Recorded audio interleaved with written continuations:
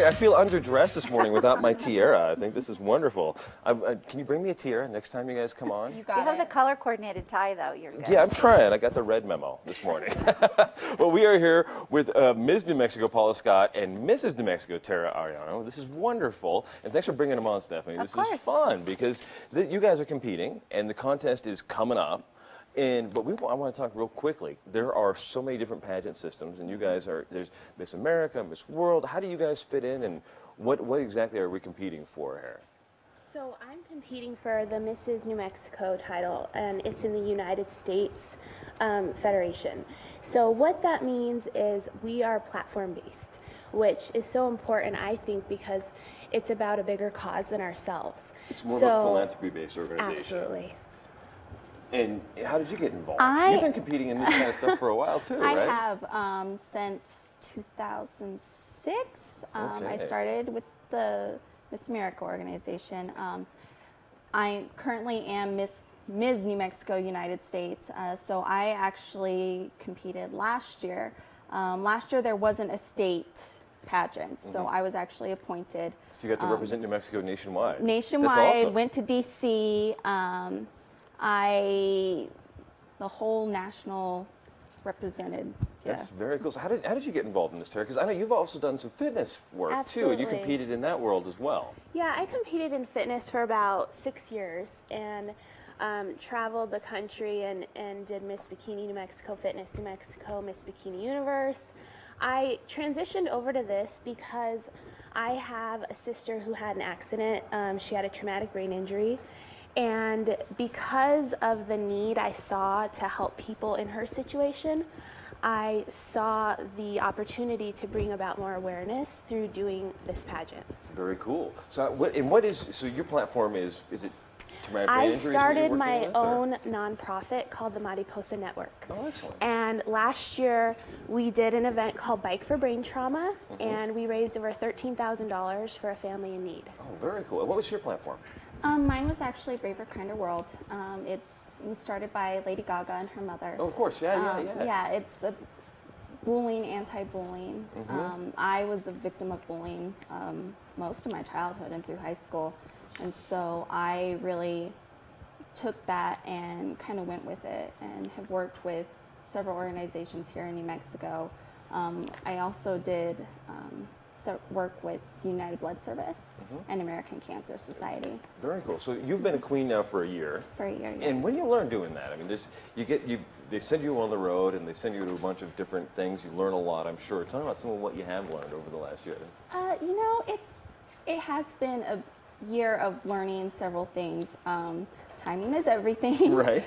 I have been all over the state, Farmington to Cruces, and all over the country, really. I went all the way to DC, and I learned how to do my hair by myself and my makeup by myself, because you don't really have you don't have people. You don't have people this following isn't you Downton around. Abbey where we have people, right? This isn't Miss Congeniality. This is real life. So you really have to learn to do everything by yourself, and you have to learn to talk to people. You can't be afraid. You have to put yourself out there, and that really was a big step for me, is putting myself out there and not being afraid to talk to people. And learning how to explain what you're working with and explain what your platform is and why it's important to you, right? And Stefanie, how does somebody get involved? I know that there's probably a million young women who are watching right now who say, that looks like so much fun. How do they do it? What are are there classes? Are there do you just sign up and show up? Or? Right. Actually, we have a selection process. So we have a website, Miss New Mexico United States, and you can go to the website and get lots of information. Right now, of course, our pageant is closed for this year for these age categories, but we have a younger age group, age teens and down, that we're doing a pageant for them on June 6th. Oh, very cool. And so they apply, and we go over their application. Maybe we do a phone interview. I love social media because we can really check them out on social media and make sure that they're the right fit for our organization. As we all said, we're a little bit more philanthropy based rather than just a beauty or a modeling organization. And one of our winners, Miss, who MISS, who ends up going to nationals and winning, could actually go to Miss World. So Miss World is very philanthropy based as well. And so there's a Miss, a Ms., and a Mrs. Am Yes, I right? Okay. exactly. Miss is for younger girls, I'm assuming? Right. Well, the categories are kind of fun. We have a Miss, MISS, and those are unmarried women who've never had children, never been married. And Paula's category actually is Ms. And she's in the category where maybe the women have children or have been divorced or widowed, married before, but are currently unmarried. Right. And then Tara, of course, is the married category, with or without children. Excellent. And how do you convince your husband you want to do this stuff? Because I'm sure he's out there saying, she's on the road all the time. No, he loves it. He says, so I'll be Mr. New Mexico if you win, right? And then he's like, I get to wear a suit or tux, and be on stage. There we go. He's excited. And then my daughter is going to be the little princess. I get to crown her on stage. So it's really neat. And then there's an upcoming event with all of this too, right? Tell us a little bit about that, Stefanie. Yeah, so our event is actually this Sunday, March 29th. It's a really great venue at Sandia Casino. They've been fantastic to us. We're going to be in the huge ballroom. We have about 12 VIP tables. We're expecting another 200 people to come, so probably 350 people will be watching you guys on Sunday. That'll be great fun. Did you have to get over that stage fright, that nervousness of being on stage like that? For me, actually, funny story, Miss United States, live on TV, whole world watching, and I'm walking down the stairs You didn't fall, did you?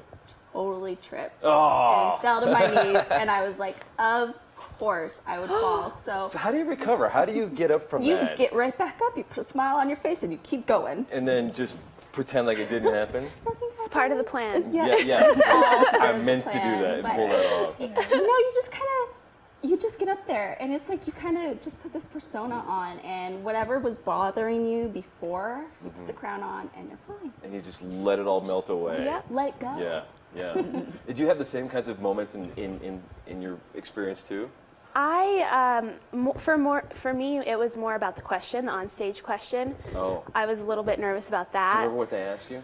It was about my platform, and it was really neat because last year it was the questions about my platform and how I could expand it, which led me to start my own nonprofit because I could have control over how I could help people. They got you to think bigger about it while you were on stage. That's pretty cool. It was really perfect. That's very cool. And Stefanie, you've seen all of these people come through the process. I mean, yes.